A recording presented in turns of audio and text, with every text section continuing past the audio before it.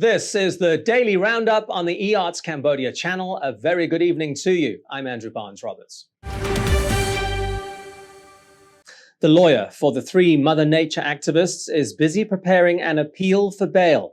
Mr. Sam Sok Kong is reported as saying that the charges his clients face are grave, but they were working to build a public movement to protect the environment.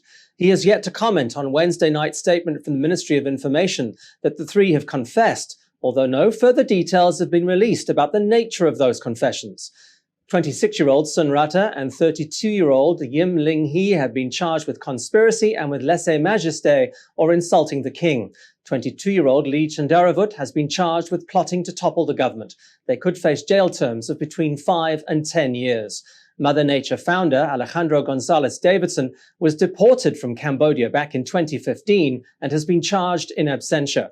In Wednesday night's statement, the Interior Ministry said the three had confessed to plotting to overthrow the royal government, but did not provide any further details about the confessions themselves. Earlier this week, prosecutors released evidence of a Zoom meeting the activists held in May this year, during which the king was insulted. The royal government considers the activities of Mother Nature illegal, having banned the organization when Davidson was deported 6 years ago. But the group remains active on Facebook and its website.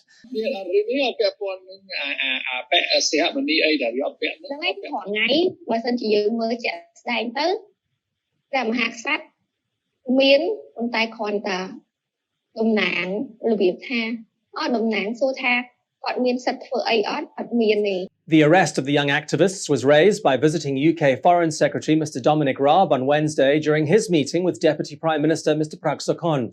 Mr. Raab later told a reporter that the UK and Cambodian governments had agreed to have human rights dialogue. He also confirmed that he did raise the UK government's concern around the recent criminal investigation, detention and prosecution of the Mother Nature activists. Raab says he made the argument that opposition criticism and media criticism can be painful, but it all contributes to the scrutiny of the government, he said, and the improvement of the government itself. Also on Wednesday, in a meeting with outgoing French Ambassador Ms. Eva Nguyen Bin, Deputy Prime Minister and Minister of the Interior Mr. Sa Keng stated that the arrest of the three Mother Nature activists was a clear indication of their past activities. He said Cambodia had no choice but to enforce the law. The Ministry of Education, Youth and Sports has dashed any hopes of an immediate reopening of public and private schools in the capital. It says all educational institutions throughout Cambodia will remain closed for the foreseeable future. The statement followed an online meeting with representatives of private schools on Wednesday. They've been pushing for schools to reopen now that Phnom Penh is almost fully vaccinated. Ministry of Education spokesman Mr. Ross Savacha released a statement after the meeting, confirming that no reopening would be allowed just yet. He said schools must continue teaching online until further notice, but did add that a proposal on the reopening of schools is currently being developed by the royal government. There are encouraging signs, though, that schools could well reopen from August. The Ministry of Health has already said that the capital's adult population will be 100% vaccinated by the 8th of July. The capital's Health Department Director, Dr. Nhi Meng Heng, has also been reported as saying that Phnom Penh's daily COVID-19 case count is down dramatically. Phnom Penh has not released its daily COVID figures for some time now, but the director says there are between 100 and 200 cases a day, sharply down on the 400 to 500 cases that were being reported every day back in March and April. The country's vaccine rollout also continues to gather pace. Another 1 million doses of Sinovac, purchased from China, will arrive in Phnom Penh on Saturday, with a further 1 million doses arriving on Monday. Cambodia has reported 655 new COVID-19 cases over the past 24 hours and its second highest daily death toll again at 18. The highest daily death toll of 20 was announced on Saturday. Of the 655 new cases, 72 were imported. There have been 696 patient recoveries since Wednesday, though, taking the total number of successful treatments since the pandemic began to over 40,000 to 40,010. Cambodia's total COVID-19 case tally now stands at 45,366. The death toll is closing in on the 500 mark at 493. The latest figures were released by the Health Ministry shortly before noon on Thursday. It's going to be a few frustrating days for businesses in Phnom Penh. Électricité du Cambodge is carrying out repair and replacement work on power lines across the capital. Power cuts will be made between 8 in the morning and 1 in the afternoon in some areas, but from 8 a.m. until 4 p.m. in others. Sen Sok and Por Senche will be hardest hit, with their communes or Sangkats being affected every day through Sunday. Disruptions in Rusa Kiao came to an end on Thursday afternoon. Friday will see power outages in parts of Tul Kork, Troy Changva, Sen Sok and Por Senche. They will also be affected on Saturday, along with parts of Mien Che, Kambol and Chaba Ampo. It'll be the same again on Sunday, along with Dawn Pen, as well as Takmau City in Kandal. Frustrating, yes, but worth remembering that these disruptions are due to scheduled maintenance and are a lot easier to cope with than the rolling blackouts Phnom Penh experienced for weeks back in early 2019.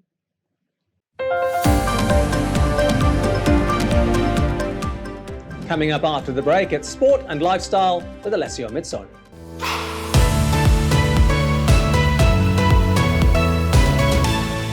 EART's Cambodia's audience is growing.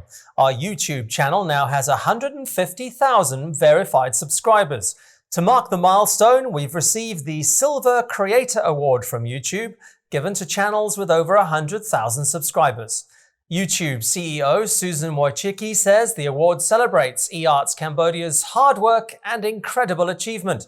She says not only has EART's Cambodia brought a unique voice and style to the world, but has also created valuable connections and built a community along the way. The next milestone we're going for is 1 million subscribers, and we'd really like that Gold Creator Award. So if you're not already a subscriber, head to www.youtube.com/eartscambodia. Subscribers get all the latest breaking news and updates from Cambodia in English. We'll see you there. If it's happening and you need to know about it, you'll get it all right here. EAC News brings you updates and breaking news in English across all of EART's Cambodia's platforms and channels. YouTube, Facebook, Telegram, Twitter, and our website www.eartscambodia.com. Join me, Andrew Barnes-Roberts, and the rest of the EAC News team every day on your favorite channels.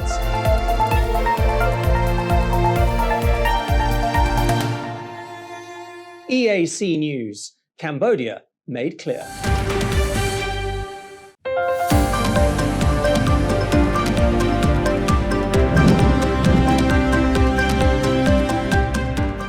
Welcome back to the Daily Roundup. You're watching EAC News. Thanks for joining us. Euro 2020 has reached its knockout rounds and the last 16 are now known, following Wednesday night's thrilling conclusion to the group stage.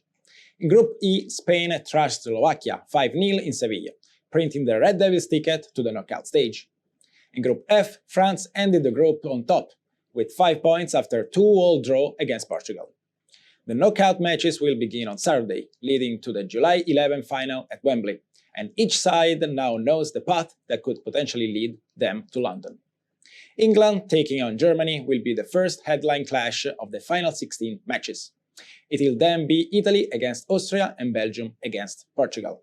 Stay tuned to EAC News for all the latest results from the first international sporting since the pandemic began.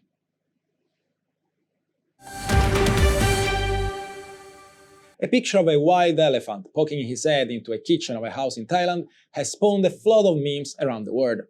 The homeowner found her unexpected guest in the middle of the night while he was foraging for food. Video shows the elephant extending his trunk to rifle through cupboards and drawers, knocking over dishes. At one point, he picked up what appears to be a plastic bed and placed it in his mouth. Dozens of memes have now appeared on the internet. Burger King even used one for its latest ad. The iconic picture is now being associated with some famous people too, including Thai Prime Minister being photoshopped in. Foreign embassies in Bangkok also took the opportunity to promote themselves. The UK used the London double-decker bus to promote its environmental campaign.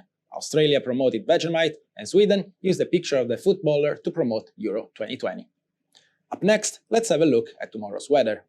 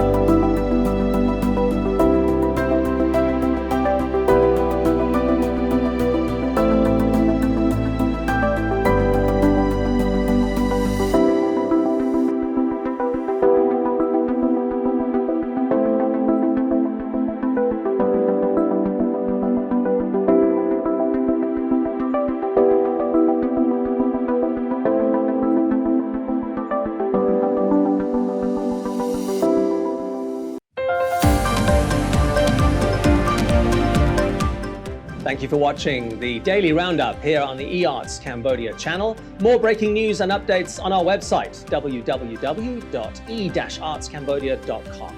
More from the EAC news team tomorrow. We'll see you then.